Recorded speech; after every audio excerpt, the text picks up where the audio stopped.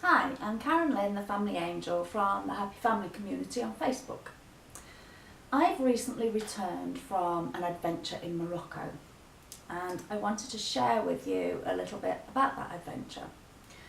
Not sure why I really went, to be honest. When Lottie Moore asked me if I'd like to go on this challenge and attempt to climb Mount Toukal in the Atlas Range in Morocco, there were lots of voices in my head that said, "Are you serious? You know, you're frightened of heights, you don't like the cold, what on earth do you want to go up a mountain for?"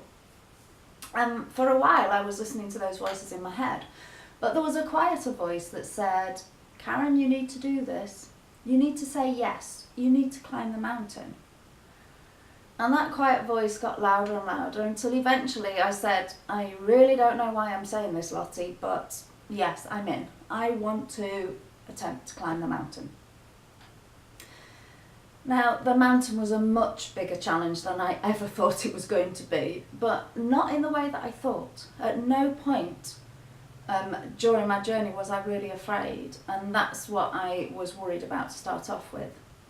I learnt so much. We were away for a week, we were on the mountain for 4.5 days, and I really learnt so much, and I want to share some of the things I learnt with you. So, the first thing I learnt, well, I went away, as I say, with 6 other amazing ladies, all strong, courageous ladies, very strong-minded in fact, which was probably just as well. And we were supported by the mountain guide in Morocco, by a gentleman called Mick Kane from Trek Hire in the UK, and also by a friend of his called Jay Payne. Those 3 gentlemen and the 7 of us ladies became a family for a week.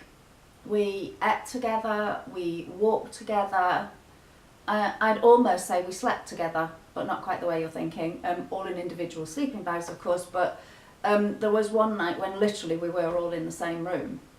There were other nights when we were split up into 2s and 3s, or 4s for that matter, but we were sharing rooms to sleep in, you know, we were sharing breakfast, we were walking together. What I'm saying to you is, we were spending the best part of 24 hours a day with each other. We didn't know each other that well, we'd met before, but as the trip went on, it became very apparent that we were moving together as a group, as a team, dare I say, as a family. We sort of became a family for a week. And during that week, emotions changed. Sometimes one person was up, sometimes another person was up, sometimes people felt down. They didn't know why. There were tears of joy, tears of sadness, tears of frustration. Maybe sometimes just being in the peace of the mountains allowed you to let go of all the stuff that you were holding on to. But a very emotional week. And what tended to happen during that time was that there was always somebody there to offer support.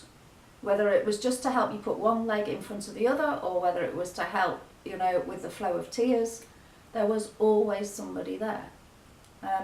For myself, I suffer from altitude sickness one evening, and it was so lovely that, you know, everybody else took care of me. Not something I experience on a regular basis. But just that feeling of being a group, being a family, was wonderful. And I have to honestly say, hand on heart, that at no point during this trek did I feel my fear of heights. And I wondered why. Why would I not feel that fear? I live my life, trying to work with my fears or counteract them anyway, but I did think I had a lot of them. Actually, once I was supported by this wonderful group of people, there was no fear. There was no worries. All you had to concentrate on was putting one foot in front of the other and taking care of the other team members. I think that's important for life in general. I think if we can apply that to our own families, it would just open all sorts of possibilities. When you feel loved and supported by a group of people, the world is your oyster. You just feel strong beyond anything I've ever known before. So can I suggest to you today that you take a new look at your own family? Your family is your foundation for life, you know, and if you can put some time and effort into that, then the world's your oyster. just be aware of how they're feeling, you know, are they tired, are they sad, are they happy? What sort of a day is each member of your family having? And is there anything you can do if they're having a down day to lift them up? And the truth is, if they're having a good day, you could share in that as well, all right? The more you show them that you're supporting them, I think you'll find that the more they will support you. And once you're feeling that bond of a very happy, strong family, the world's your oyster, both for you, your children, and any other member of your family. Well, I hope you enjoyed that, and I have got lots more I'd like to share in other videos, so please watch out for the other videos. I am Lynne, the Family Angel from the Happy Family Community on Facebook.